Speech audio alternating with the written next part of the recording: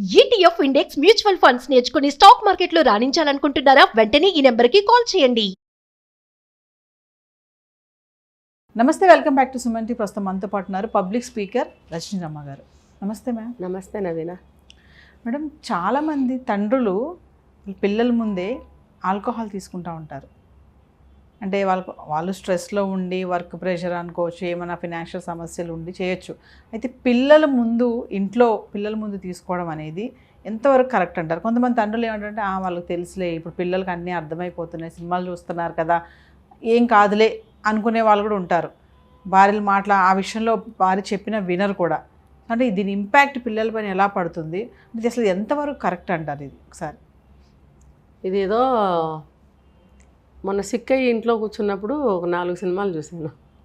అందులో ఒక సినిమా జగ్గయ్య, ఎప్పటైనా పాతది, చిరంజీవి అప్పుడప్పుడే వస్తున్నట్టున్నారు. ఇది హీరో అనమాట. అందులో అదేదో సినిమా పేరు గుర్తులేదు నాకు. అందులో తండ్రిని చూసి సిగరెట్గా ఒక్కని పూలకొండలో పడేస్తాడు. దగ్గరకు వస్తాడు, ఏం సిగరెట్ కాలుస్తున్నావా అంటే, అబ్బాయి ఏం లేదు డాడీ, ఏం లేదంటే తన జేబులో నుంచి ఒక సిగరెట్ తీసి కొడుక్కి ఇస్తే, వద్దు డాడీ వద్దు డాడీ, నువ్వు సిగరెట్ తాగుతావు కదరా, తీసుకో పర్లేదులే, నేను ఇస్తున్నానని ఇబ్బందిగా ఉందా నీకు? నువ్వు తాగుతున్నావు కదా సిగరెట్, నేను ఇచ్చినప్పుడు తీసుకుంటే ఏమైంది నీకు? నీకు ఉంది కదా అలవాటు అంటే తీసుకుంటాడు. తనే లైటర్తో వెలిగిస్తాడు కొడుక్కి. సరే, అబ్బాయి వెళ్ళిపోతాడు అక్కడి నుంచి. పని అతను అడుగుతాడు, ఏంటండి అయ్యగారు, మీరు మీ అబ్బాయికి మీరే సిగరెట్ ఇచ్చి వెలిగించారు, అది మరి తప్పు కదా అంటే, అంటాడు, మీరు ఎంత అయితే మనం దాన్ని గట్టిగా పట్టుకుని లాగుతామో, అంటే వద్దు వద్దు అని అంటామో, లేకపోతే పట్టుబడిపోయిన భావం వాళ్ళలో పెరుగుతుందో, అది ఇంకా పెరుగుతుంది తర్వాత. అదే మనమే చేసామనుకో ఫ్రీ అవుతారు, తర్వాత అది ఎక్కువగా వెళ్ళదు. అది ఏదో ఉన్న అలవాటు ఉన్నట్టుగా ఉంటుంది.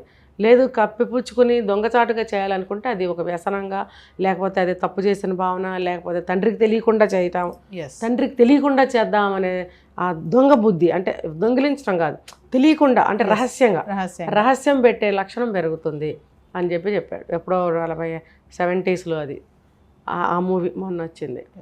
అంటే ఈ భావన అప్పట్లోనే చెప్పారు, కానీ అది ఇప్పుడు చెప్తున్నారు అదే భావన, అది కరెక్టు అని.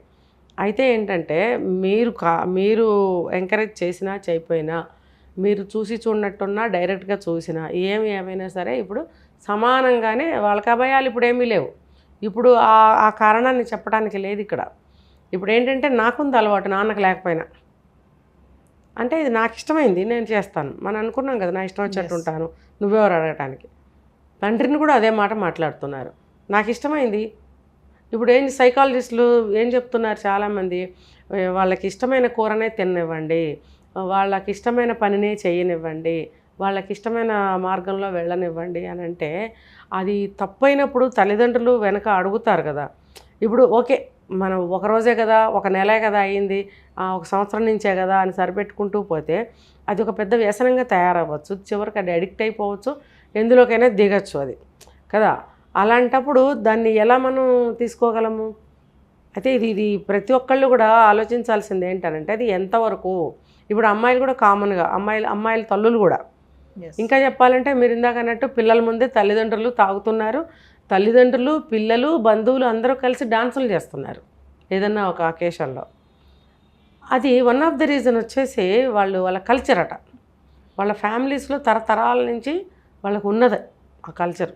అందరూ కలిసి తాగడము, అందరూ కలిసి తినడము, తర్వాత డ్యాన్సులు చేయడం. అంటే దానికి పూర్వీకులు ఒక పేరు, తాగి తందనాలు ఆడటం అంటారు కదా, అది వాళ్ళకి ఆచారం అంట. కొంతమందికి ఆచారంగా వస్తున్నప్పుడు వాళ్ళల్లో ఏం చెడు జరగదు, ఎందుకంటే పుట్టిన దగ్గర నుంచి చూస్తున్నారు అవన్నీ. ఫారిన్లో కూడా అంతే కదా, పుట్టిన దగ్గర నుంచి అమ్మా నాన్న తాగుతూనే ఉంటారు, బయటకు వెళ్తూనే ఉంటారు, అన్ని పనులు వాళ్ళు చూస్తూనే ఉంటారు, వాళ్ళకి అది కామన్. వాళ్ళకి కూడా ఒక 10 years దాటిన తర్వాత వాళ్ళకి కూడా తాగటం అనేది అలవాటు అయిపోతుంది. చిన్నప్పటి నుంచి చూశారు కాబట్టి అది వాళ్ళకి ఒక ఏజ్ వచ్చిన తర్వాత పిల్లలకి ఫుడ్ ఎలా పెడతారో అది కూడా అంతే అన్నట్టు కామన్ వాళ్ళకి. అంటే ఆ కల్చర్ని వీళ్ళు పాటించుకుంటూ మా కల్చర్ అదే అని చెప్పుకుంటున్నారు కొంతమంది. అది కల్చర్ కాని వాళ్ళు, మిడిల్ క్లాస్ వాళ్ళు కానీ ఇంకా వేరే కానీ, వాళ్ళకేంటి అది డబ్బుతో కూడిన వ్యసనం. తర్వాత ఏదైనా రోగం వస్తే వైద్యం చేయించుకోలేని ఇదిగా ఉంటుంది అది. ఇంకా అందరూ కలిసి కూర్చుని తాగే కల్చర్ వాళ్ళల్లో ఉండదు. ఇంకా కొడుకు తాగినా తండ్రి తాగినా ఒక పెద్ద తప్పుగా ఉన్న వ్యవస్థలో ఉంటారు వాళ్ళు. ఉన్నప్పుడు వాళ్ళకి అది నాట్ కరెక్ట్, నాట్ సూటబుల్ వాళ్ళకి అది.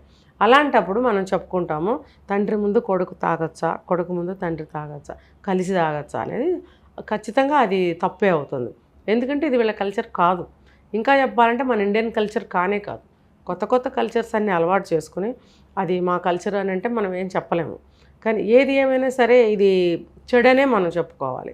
ఇది ఎంతవరకు ఇప్పుడు పెద్దవాళ్ళు మీరు కాబట్టి మీరు కంట్రోల్లో ఉండొచ్చు. పిల్లలకి తెలియదు కదా, ఏది రుచిగా ఉంటే ఆ పదార్థమే ఎక్కువ తింటూ ఉంటారు పిల్లలు. చూసారంటే మీరు వేరేది ముట్టుకోరాళ్ళు. అలాగే ఇది నచ్చింది అని అంటే అందులోనే మునిగి తేలితే ఇప్పుడు నవేడేస్ డ్రగ్స్ అని అవని ఇవన్నీ వద్దంటే వినకుండా పబ్బులకు వెళ్ళడం, క్లబ్బులకు వెళ్ళడం, బెట్టింగ్లు పెట్టడం, ఇవన్నీ ఒక తాగడమేనా? ఇవన్నీ వ్యసనాలు కావా? ఇవన్నీ మనం చూస్తూ ఊరుకుంటే అవి పెరిగిపోతూనే ఉంటాయి. కాబట్టి ఇది తప్పు లేదు అనుకుని పిల్లల ముందు మనం ఏం చేసినా తప్పే.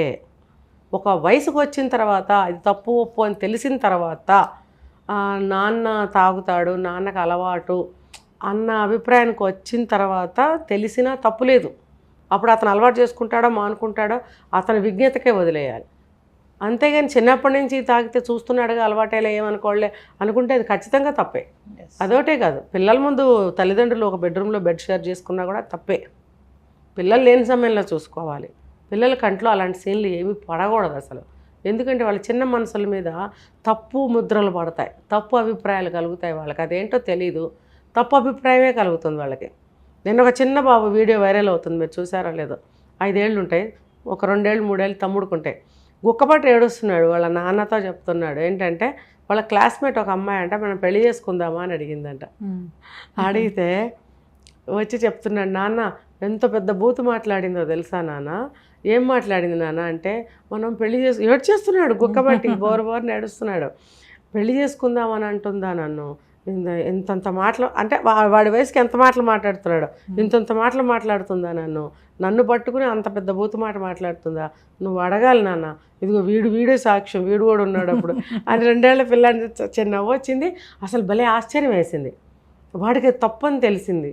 పెళ్ళి అంటే పెళ్లి చేసుకోవటం ఏంటి నాన్న, అది ఎంత పెద్ద తప్పు మాట అని అంటుంటే నాకు ఆశ్చర్యం వేసింది. అంటే ఇప్పుడు ఉన్న ప్రస్తుత పరిస్థితిని ఆ అబ్బాయి ఎంత బాగా జీర్ణించుకున్నాడు అనేది ఒకటి.